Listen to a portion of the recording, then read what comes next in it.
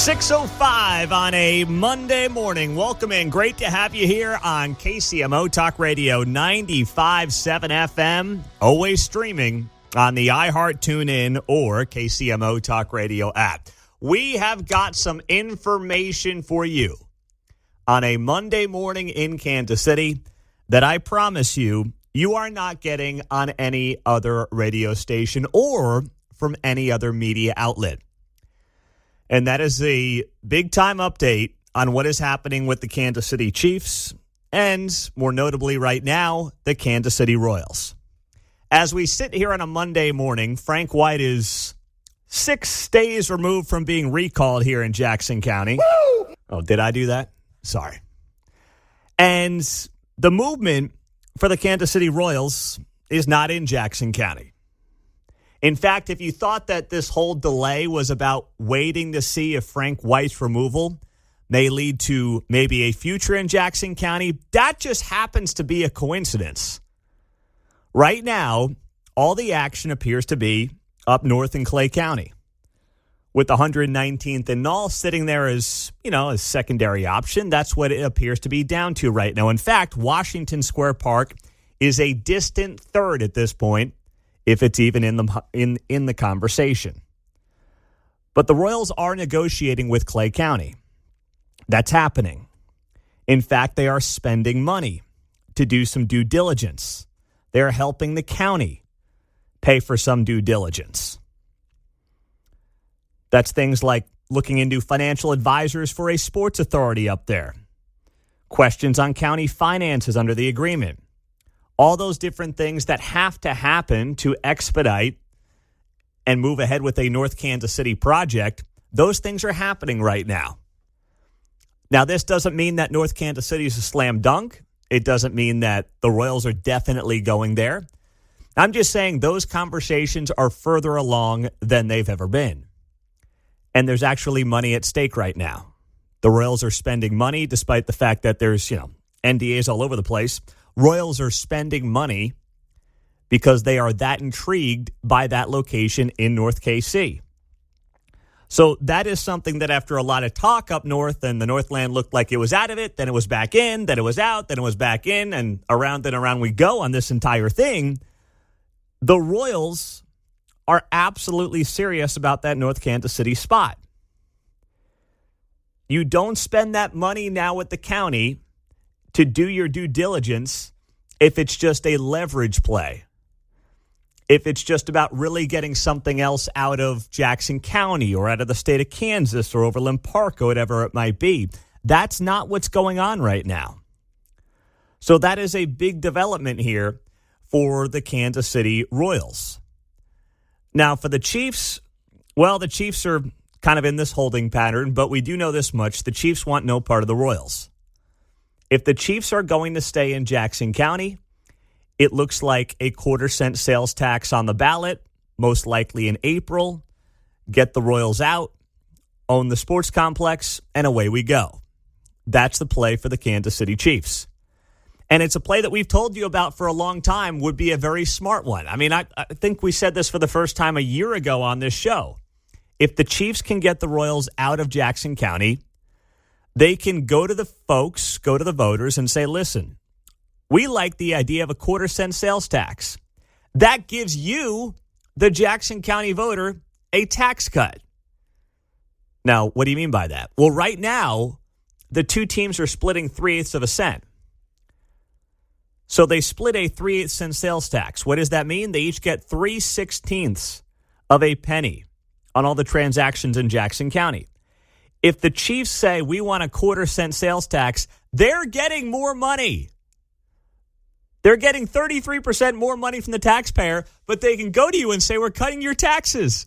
It is brilliant. And it's something that I've said they should do for months now. And it sounds to me from the people I'm talking to like that is the play that they will go for if they stay on the Missouri side of the state line. I'm not sitting here telling you that Kansas is also not a serious player for this. They are, but things are progressing very quickly. Now, what's a timeline on all this? Do I really want to go there with these two teams right now? Holy smokes. Mark doesn't think I should. He wants me out of this conversation. Yeah, we've heard it so many times. I know, but, the people want to know, man. What's the timeline? Give me a timeline. All I will say is this. Don't hold me to it. I will not do any naked laps for any timelines involving these two teams like I foolishly did back in 2022 in that third congressional race here in Kansas when I thought Amanda Atkins could keep it to within 10 points and she got blown out by Charisse. I won't make that mistake again. Definitely not with these teams. But I would say for the Royals,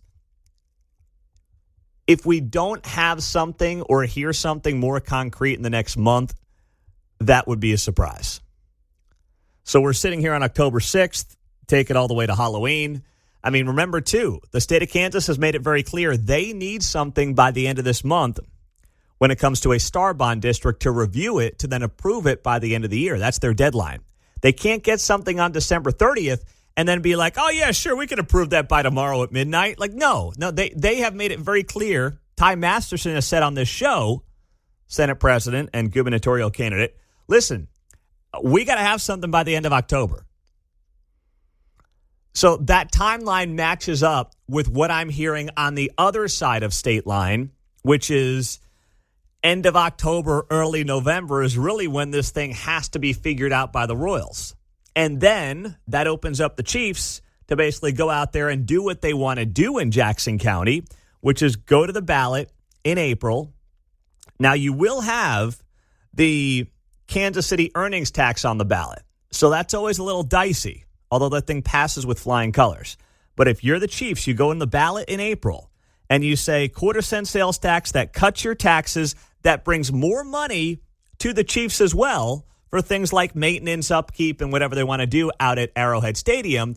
It opens up the treasure trove of state money as well, and boom, you're set for the next 20, 25, 30 years. You're all good. That's how this could play out in the next several weeks. I'm not discounting Kansas. I'm not saying Kansas is not in the conversation. I'm not saying they don't have a strong hand. I'm not saying any of that. But I am saying that on the Missouri side, we now have some movement. We have a team putting its money where its mouth is, looking very seriously at the Northland, and the Chiefs have really not been able to move and will not be able to move, figuratively speaking, until the Royals make their announcement. They want to be done with the Royals. They want to be out of that business. They don't want to be in a ballot with them again because, remember, Eastern Jackson County people who voted against the stadiums last year oftentimes were voting against the Royals, and the Chiefs just lost because they were on the ballot with the Royals. That's how this played out a year plus ago. So they want to be done. They want to be separate. And if the Royals do go to Clay County, you're looking at, as we've talked about, a half-cent sales tax for going on probably upwards of 40 years. And then it will be up to the county to figure out how they can sell this in part to their own taxpayers. And I think there's going to have to be some political maneuvering here where the teams are going to have to realize, or the team, I should say, the Royals, are going to have to realize they've got to kick something in on their end. They've got to make this palatable for the politicians to go out there and sell it to the people of Clay County. Because a half-cent sales tax, listen, it's a hefty nut, People are feeling the pinch.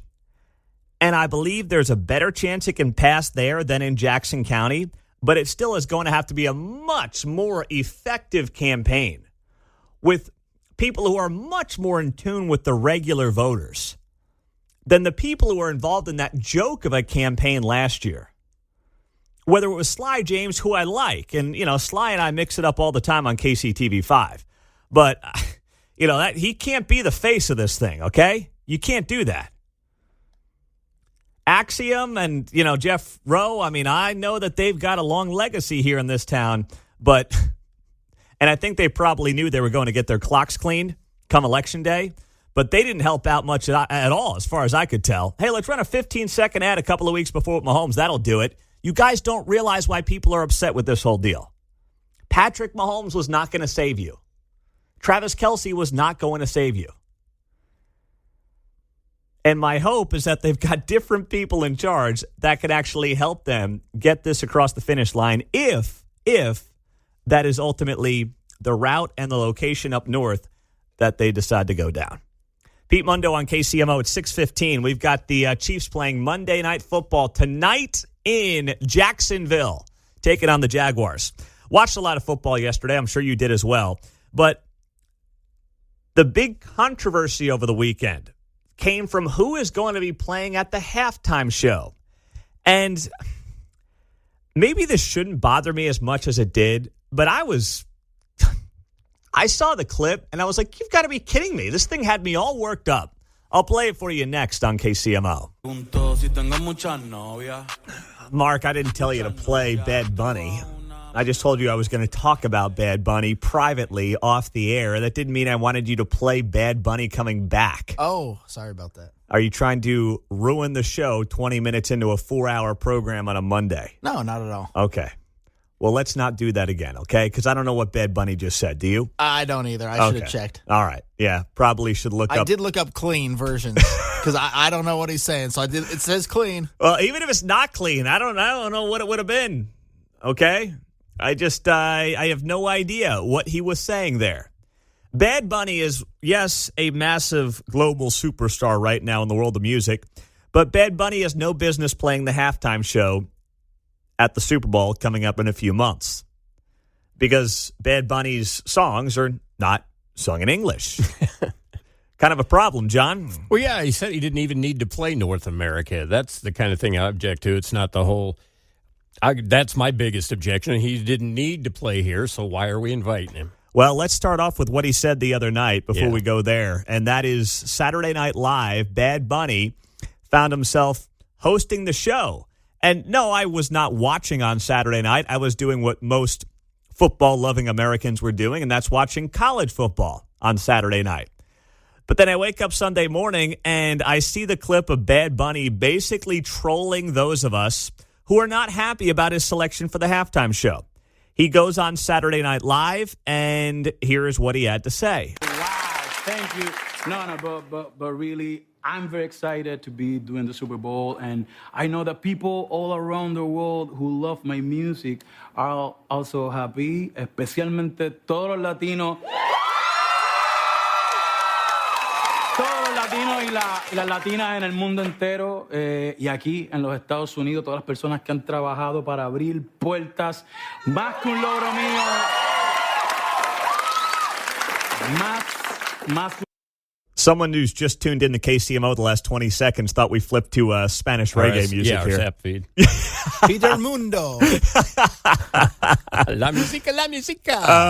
No, don't worry. We're still KCMO. I just want to interrupt it mid, Bad Bunny speaking Spanish on SNL for you here. Let's continue. Un logro mío es un logro de todos, demostrando que nuestra huella y nuestra aportación en este país nadie nunca la podrá sacar ni borrar. Applause like goes on. Nobody knows what he said, right? If you didn't understand what I just said, you have 4 months to learn. Maybe it shouldn't, but I'm not going to lie. That whole thing pissed me off. And it's because he's basically rubbing it in our faces that he is going to go up there during the Super Bowl, the most Americana thing that we have left in this country, sing in a different language that is not the language of this country, and basically say, if you don't like it, too bad, learn it. And as someone who, grew up hearing the stories of my grandparents coming to this country and wanting to desperately learn English, and in fact, it's a story that runs through the family and has for many decades now, of my father's father running out of a grocery store in Staten Island, New York, when his mother was talking to him in Italian because he was so embarrassed that she was not speaking English to him. To think about that happening in this country, let's say 90 years ago or so at this point, 85 to 90 years ago, and to think about where we are today, where this guy Bad Bunny, who sounds like some gay furry, is going to show up at the halftime show and sing in another language and then basically tell you if you don't like it, too bad, learn it? I'm sorry, but that is a long, long way from where we used to be in this country where, you know what, if you were here and you wanted to be here and you wanted your message to be spread across America, it was an obvious way to do it. You learn the language, right? And I'm not saying he can't be a famous singer that sings in Spanish. We've seen that. I mean, I think about Shakira. Now, she's bilingual. She's a global superstar. And she's never said, you know, if you don't like it, well, too bad. She's mixed it up. She's done a little bit of both. This guy basically just told you that while he is set to perform in the biggest event in the world, the biggest event, 120 million people are going to watch the Super Bowl coming up in February. You don't like it? Well, that's just too damn bad, John. My response to Bad Bunny is, hey, SA, I learned all the Spanish I need to know to describe your music on a Cheech and Chong movie. Seriously. There's a part where Cheech is telling Chong these swear words, and so he's blurting them out because he goes, yeah, that means friend. Yeah. Oh, man. Great scene. I just can't help but think back to, you know, all the Schumer and Hakeem Jeffries drops from last week. Órale! Arriba! Arriba! I mean, outside of that, I don't know how to help you, okay? I mean, I stopped taking Spanish in 8th grade. That was the last year I took it, and I don't remember a whole lot there, John, so I guess I'm in trouble. And if you think that I'm going to run a Rosetta Stone for Bad Bunny, I'm out, man. It's not happening. Yeah, I'm with you there. They're doing this for streaming and the world audience, so they're saying the NFL product is still too weak to sell itself, right? So they do this. I heard Kennedy on Fox complaining, oh, it's only 10 minutes. You're like, no, these things take a half hour. That's my problem. I know. That's exactly right. They're too darn long. So there is, Mark was telling me that Forrest Frank, one of the popular Christian artists, wants to, or is considering, I guess the best way to put it, doing an alternative halftime show with. Oh, good. Who is this? Watch the Puppy Bowl. Corey Asbury, Mark? Yeah. So this is something they're just talking about on social media, right? This is not a done deal. Yeah, they're talking about maybe getting a venue of some kind. And even Forrest was like, hey, Fox, CNN, you want to run this for us? So really? He's trying to, go both ways, left, right. It doesn't matter. That would be outstanding. I would love to see that. And I would do that. And I guarantee you the people that I'm going to be watching the Super Bowl with, they would be open to that as well.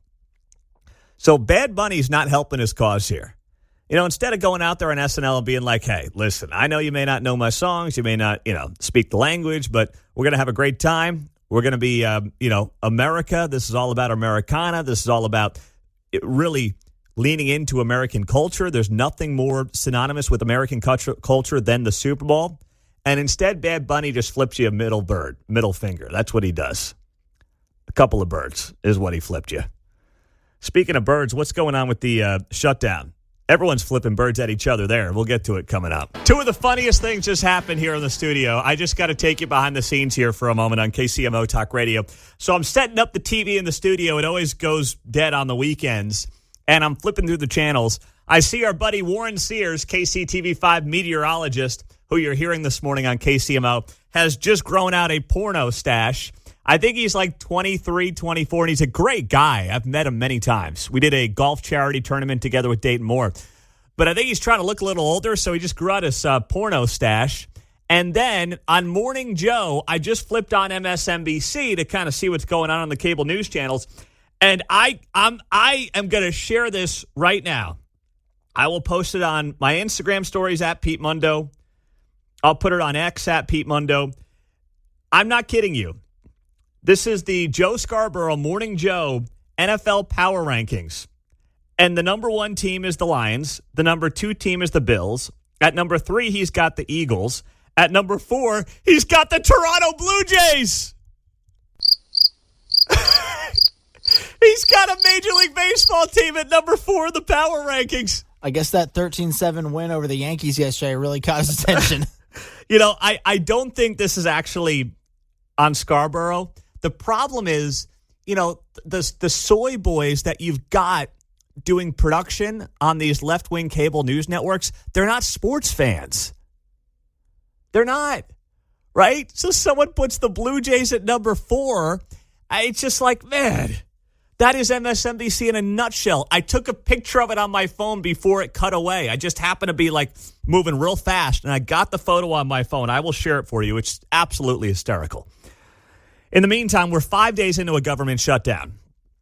And when Meet the Press, speaking of NBC News, when Meet the Press is pushing back on its own, that tells you everything you need to know. They are not doing that because they are suddenly interested in doing capital J journalism here. That's not what's going on. What's going on is that they realize that their own side, their preferred side, is losing. So they're looking like they're doing big J journalism. Take a listen to Kristen Welker, the host of Meet the Press, replaced bowl cut Chuck Todd, and she is pushing on Hakeem Jeffries, not the Speaker of the House, hopefully not going to be the Speaker of the House Minority Leader. Here's what it sounded like. But let me ask you, because you say this is a Republican shutdown, but it's Democratic senators who are withholding their votes on what is called a clean resolution. That means no strings attached, which is something, quite frankly, Leader, that you and other Democrats have advocated for in the past. Take a look. You do not use the threat of shutting down government to try to advance your policy agenda. First thing that the House has to do is pass a clean 6-week CR. A continuing resolution that is at the fiscal year 2023 levels is the only way forward. That was NBC News yesterday on Meet the Press playing old clips of Hakeem Jeffries back to him where he is saying a clean continuing resolution is the play to keep the government open. And now, as Republicans try to do exactly that, just keep the spending levels exactly where they're at, try to do it in a way that just keeps the government open to buy some time, Democrats are saying no. Hakeem Jeffries lobbied for it. You saw the same thing from Adam Schiff, now a U.S. Senator from California, formerly a member of the House. He got the same treatment yesterday on Meet the Press. But you actually did make a similar point back in 2013. That's when Tea Party Republicans pushed to shut down the government against Obamacare. Let me play that for you, get your reaction on the other side. It's more than fair to ask the president to negotiate improvements to the Affordable Care Act, but not with the threat of shutting down the government or defaulting on our debt. It's just no way to do business and can't be allowed to proceed that way, not only for this president, but for future presidents. How about that? They literally didn't just say, hey, you guys lobbied for this, for these continuing resolutions when you were in power. She actually went out there, to her credit, and played the audio of them lobbying for a continuing resolution. Now they're not in charge, and they're like, no, we don't agree with that, despite the fact that Republicans would oftentimes vote for these continuing resolutions to keep the government open. They did it with Joe Biden. Now, I guess it's not good enough when the shoe is on the other foot. That is a bad look. Now, NBC News is not doing this because they suddenly have seen the light of just doing real journalism and real reporting. That's not what's happening here. I think it's deep down they know that their preferred political party is not coming out looking like a winner here. Now, you can find a poll that will say whatever you want, all right? You can do that. But the reality is the Republicans are not going to flinch. And they shouldn't flinch. Because this whole talking point of, well, we're just trying to protect health care and protect Obamacare and costs are skyrocketing. We haven't even gotten to this conversation yet, but later today we'll talk to Kerry Hall. He is with America's Healthcare Advocate. His show is on Saturday mornings at 8 o'clock on KCMO. We're going to talk to him because he's going to give us the real skinny on what's going on here. This is his lane of expertise. He knows it as well as anybody else. And the big thing that I keep coming back to is, hold on, you guys passed Obamacare 15 years ago with the promise it was going to fix the problems that we have and the high costs of health insurance. And all that's happened over the last 15 years is that those costs have continued to skyrocket because you have forced companies to do what they don't want to do. You have limited free market participation. You've gotten the government more involved. And amazingly, The government gets more involved in something, and what happens? The service gets worse, and the costs go up. What? That's what we've seen over the last 15 years in this country when it comes to health insurance. And now your answer is what? More government? I'm from the government, and I'm here to help? What, the 7 most dangerous words, as Ronald Reagan famously once put it? Let's talk about the last 15 years in this country. Let's talk about how we got here to begin with in this country when it comes to health care costs. Obamacare was supposed to solve it. Oh, we didn't do it right. That's always the excuse. When big government fails, it's we haven't done enough of it, or we didn't do it right and we've got to tweak it. No. Sorry. Not going to fly. You guys are owning this, whether you like it or not. The shutdown's on you. And for the most part, the American people are doing just fine as far as I can tell. We're still here. Lights are still on. Microphone still works. Checks are still clearing. I can't speak for National Panhandler Radio on that front, but I know, for us, it's going just fine. We're doing okay. And so are the bulk of Kansas Cityans, and so are the bulk of the American people. There is nothing noticeable right now in the day-to-day of private sector citizens when it comes to this shutdown. So there is no need for Trump or for Republicans to back off of where they're at. They just want to keep the government open under its current spending levels with everything being exactly the same. And Democrats are the ones saying no to that. And their messaging around the why is not cutting in their favor. 913-408-7957 is how you join us on KCMO. Let's go to Kansas City. That's where Paul is on a Monday. Hello, Paul. Good morning. Hey, good morning, Pete. Yeah, what the Democrats did, Biden did, he stuck these subsidies in to bolster up Obamacare during the COVID fraud. Then he turned around and stuck them in the IRA, that fraudulent legislation, to expire in 2025 to keep them in. And the reason they did that, Pete, is because they knew the CBO, if they made them permanent, would score them at the time, and it would cause an uproar. So this whole thing's a sham. They're trying to bolster this Obamacare with this backdoor thing. And here, the people that are getting that are in an uproar by, my costs are going up, you should have known these were only temporary. That's on you. You have a personal responsibility to control your life, not the government. Yep. These subsidies it's a big scam, Pete. They know it. That's why the Republicans caught them. You're right. It's a big scam. These increased subsidies during COVID, which is when this stuff began, through Obamacare, meant that people making $150,000 to $200,000 a year were getting subsidized on their health insurance through Obamacare. And Republicans are saying that's over. That's done. And Democrats are like, no, people's costs are going to go up. We can't afford it. Obamacare was not intended to be subsidized for people making $150,000 to $200,000 a year. And that's what's going on right now. And Carrie Hall is going to explain this and break it down for us at 8:30 this morning. Please don't miss it here on 95.7 FM. If you're at the office by then, just stream us at kcmotalkradio.com. Pull us up on the app, and that way you do not miss that conversation. No, you didn't, Mark. Mark, are you trying to get fired on a Monday? Oh, yeah. First Bad Bunny, now this. You played Bad Bunny an hour ago. And now you're playing Chapel Roan. So, I mean, if you're looking to lose a job, then I guess you're doing great so far this morning, Mark. You're really knocking it out of the park. They'll hire me down the hall at the pop station, I guess, if I'm lucky. And you'll have about a tenth the amount of listeners as you do here on KCMO. True. I'm just saying. Come on, Mark. Don't do that. Please. Stop.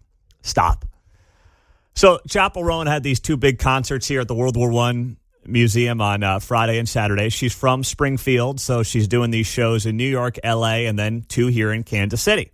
So pretty cool. Good for her, taking care of her home state, so to speak, her hometown, big town, I guess you'd call it, John. Could have played at Buc-ee's. Yeah. That would have been a scene. I would have gone just for the food. There you go. Right. But the way this was covered here locally, listen, I know it's like the big pop culture thing happening in Kansas City.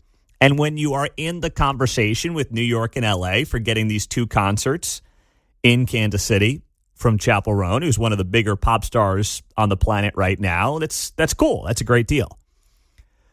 But, man, between the TV stations and the Kansas City Star, Woo! Oh, my goodness. It was just too much to handle. Too much. I was looking for news the other day, so I go down and I see one site's got the first 4 stories on that webpage are all about Chappelle Roan, about the bakeries making stuff and everything. How about that? How about that? 4 stories. So this is from the Kansas City Star over the weekend. Headline, Chappelle Roan's KC show inspires hometown pride, queer joy, quote, I feel so safe. Show some RESPICT. Whatever. Now, I can't get a read on what exactly she is. My Google search tells me she cuts one way. My other Google search tells me that it's a buy both ways. I don't know what's going on. Not my business. Doesn't really matter. I don't care. As long as she's happy, I guess that's fine.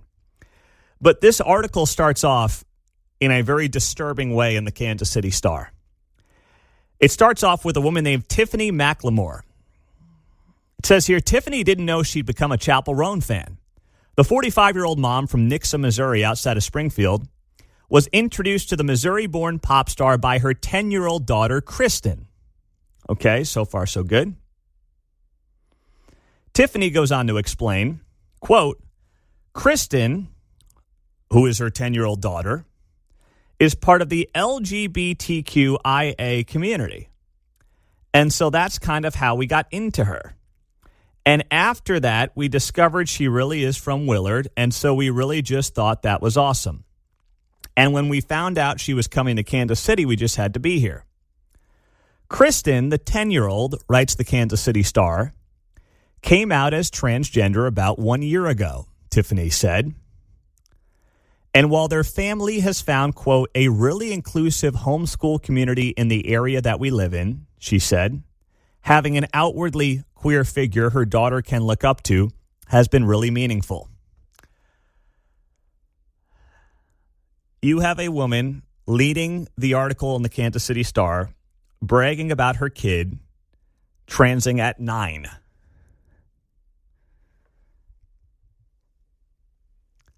And what that has to do with Chappelle Roan, who, is a woman who may prefer women over men, I don't know, but it may be both ways. Once again, my research tells me it just depends on the week and the month and where the moon is that night, I guess. I don't know.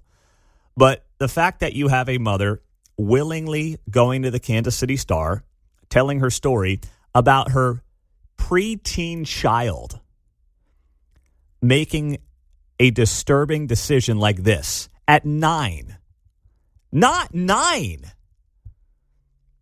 I mean, I have a soon-to-be 7-year-old. The idea that a 9-year-old has any idea what they're doing. And this is the kind of stuff that I guess people are bragging about to the Kansas City Star, to their local newspaper of record. Yeah, my 9-year-old kid, decided to do this a year ago, and now we're here at the concert because of her or something like that. I'm not sure what these things exactly have to do with each other, but I guess when you're looking for something to latch onto, this is how it goes. My goodness. As far as I'm concerned, these parents should be in prison, not bragging about their decisions over their children at 9. This is flat-out child abuse. Don't tell me a 9-year-old has any idea what they're doing on this stuff. Please don't. Okay? Stop. Yeah, it's America. When you're an adult, when you're 18, you do as you please. You do what you want. But a 9-year-old, and then you're the one leading the piece in the Kansas City Star talking about how you had to just take your son up to the Chappelle Roan concert? Stop. Holy cow. 913-408-7957 is how you join us on KCMO. That's the text line. That's the studio line. And trust me, the article is more of that. But obviously the most bizarre story is where the Kansas City Star chose to lead. Because, of course, right? Unbelievable. KCK, Steven, what's up, man? Go ahead.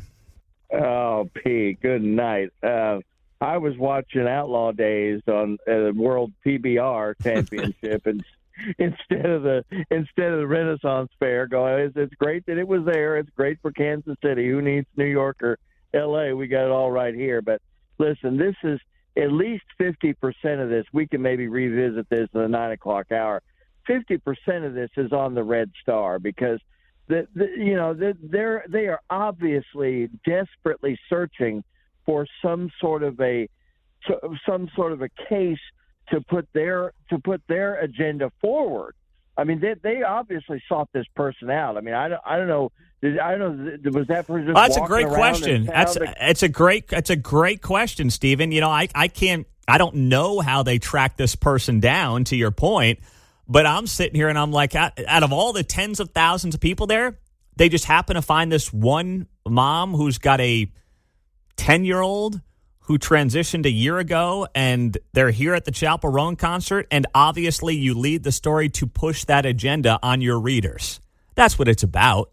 And frankly, I think it's a disservice to Chapel Roan. I mean, is that all she wants to be known for? Is that what she wants to be a big part of who she is as an artist?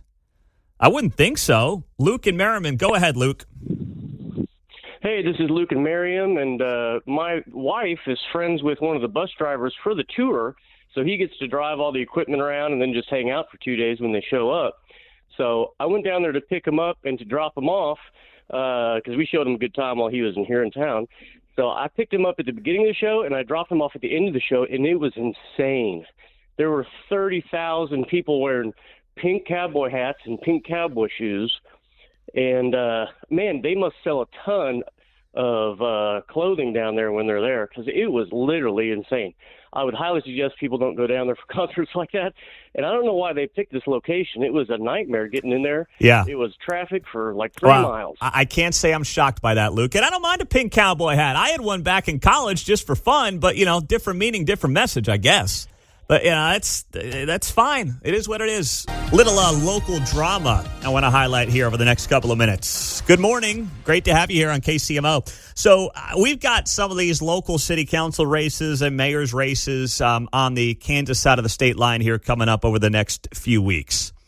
And we may do one of those candidate call-ins maybe a week before the election. We'll take some time on a Tuesday morning. People can make their 90-second elevator pitch for their candidacy.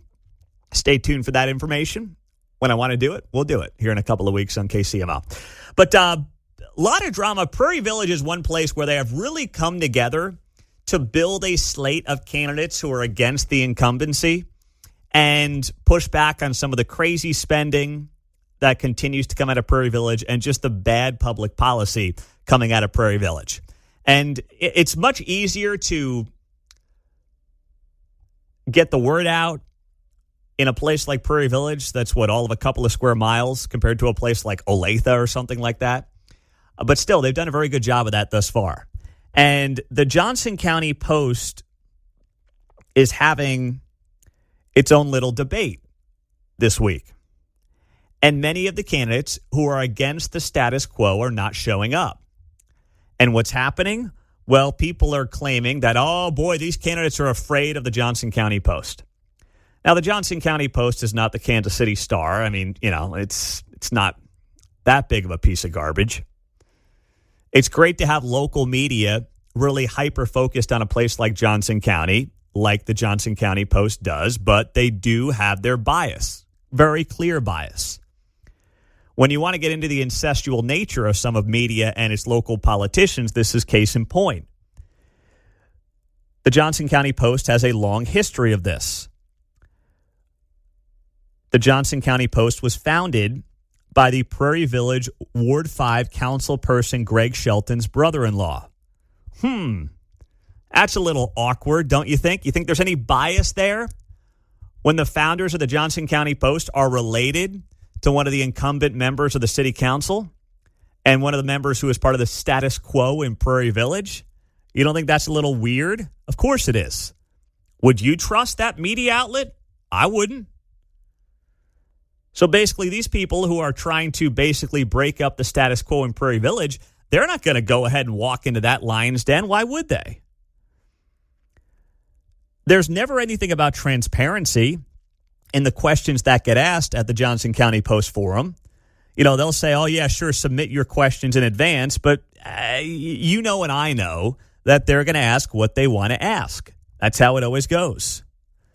So you do have different debates happening. Prairie Village is having a separate debate coming up this Thursday night that we'll be following here on 95.7 FM. But there are more of these happening. Now in Overland Park, there's a mayor's race as well. You have Kurt Skoog, the incumbent, going up against a former councilman in Faris Farasati. Faris Farasati's been a guest on the show. So is Kurt Skoog. He's been a guest on the show. Kurt Skoog, as the incumbent, is an overwhelming favorite to maintain his position as Overland Park mayor. I just see zero evidence that Faris Farasati, who I have not really seen anything from on digital media, on social media, on traditional media, has any chance in this race. And I say that with all due respect, but I'm not going to sugarcoat it because I like the guy. I'm just not. I mean, I go on YouTube and all I see is Kurt Skoog stuff. He's all over the place. I mean, I don't even live in Overland Park and I get Kurt Skoog stuff all over the place. I saw him during NFL. Yesterday. Did you? Yeah. I have Hulu TV, so I don't know if it's probably localized to me. Yeah. But how about that? yeah, it was crazy. I was like, wait a minute, Skoog. Fair to say you didn't see any Faris Farasati ads on Hulu? Nope. All right. What was the deal? Your daughter 4 years ago would see his signs? Oh, yeah. She would see him and go, Skoog. So he's got a nice name. He's got a nice name. You know, and listen, he's going to win because still most people in Overland Park, even though I think they're getting totally screwed on their property taxes, will say, yeah, good place to live. Everything's going pretty well, so we'll maintain the status quo. When it was an open seat 4 years ago with Mike Zinnigy, you had a little bit of room to work with there on whether or not you wanted one direction or another direction. But now, he's going to roll to re-election as far as I can tell. So that's where it stands in Overland Park. And then you've got, other races in Olathe and elsewhere around Johnson County. But Prairie Village is where there is actually a concerted effort to run a slate of candidates. It's not about conservative versus liberal. It's not about Republican versus Democrat. It's more about how do you want to see your small local government operate? Do you want them to be responsible with your taxpayer money? Do you want them to be transparent with the public? Do you like the idea of just willy-nilly throwing up 5-6-story apartment complexes wherever they can, basically put these things? And that's been a main criticism of mine when it comes to Olathe, Overland Park, and some of the others. I mean, that thing at 135th and Antioch looks like a prison down there. It's funny, I met the developers of that by accident. I was at lunch with somebody, and they introduced me, and they said, hey, here's Bob Smith. I'm making up the name.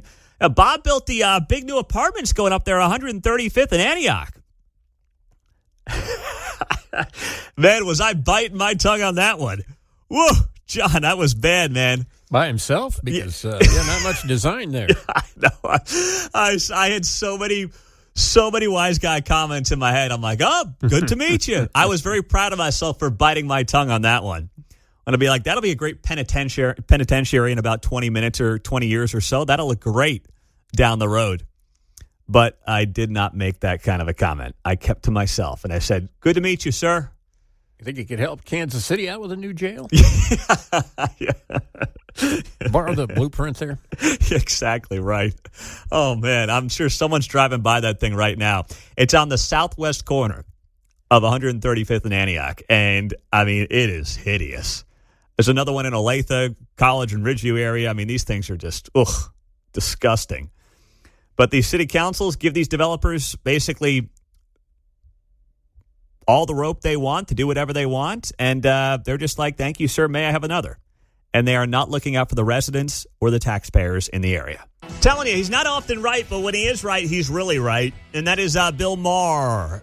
His show over the weekend was, once again, I like it because I disagree with a lot of what Bill Maher and his top and biggest guests end up saying. But I like how the conversation is oftentimes held. It's respectful. It's funny. It's sarcastic at times. It's all of those things that you want in just an interesting conversation between people who oftentimes will disagree with each other, but can do it in a normal way. They're just like people who can agree to disagree. And there's some humor attached to it, which, gosh, we sure do need some of that, don't we? So Bill Maher was talking about Kamala Harris's book, 107 Days. And This opening line by Bill Maher was just fantastic in terms of what the book is really about. Kamala Harris's new memoir of the 24 election is called 107 Days, but it should have been called Everyone Sucks But Me.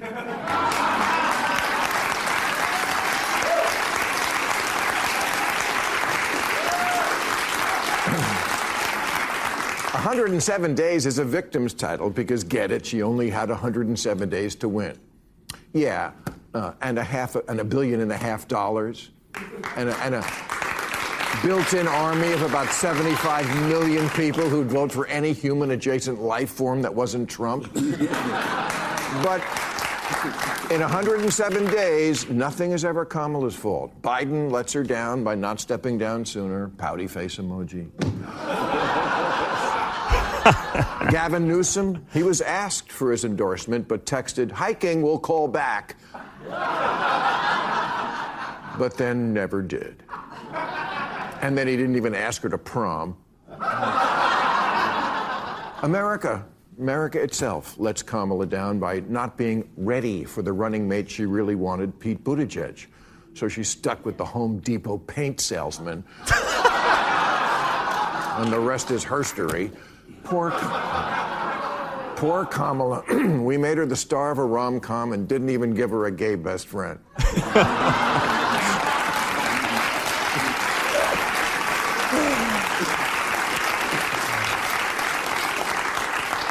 Kamala writes that on election night, when it was clear she lost, an aide peeled the words "Madam President" off the cupcakes before handing them out. Oh, geez, that's like a scene from Bridget Jones Runs for President, for Christ's sake. Oh, that is so good from Bill Maher. There's so many outstanding lines in there where he just lets Kamala Harris have it. And that's what we need more of.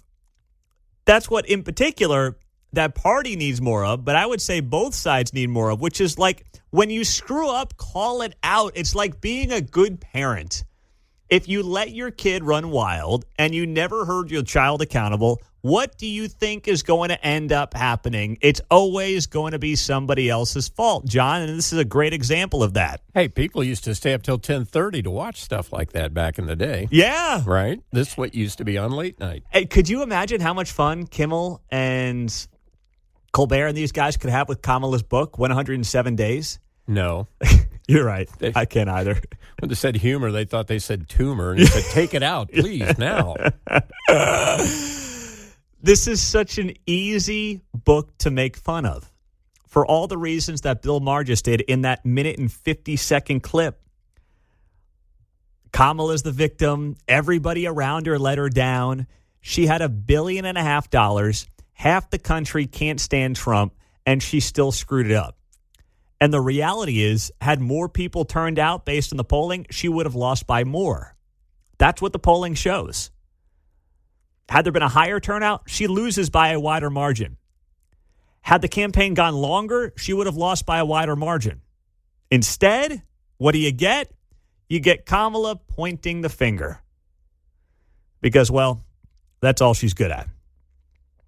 And apparently one or two other things as well.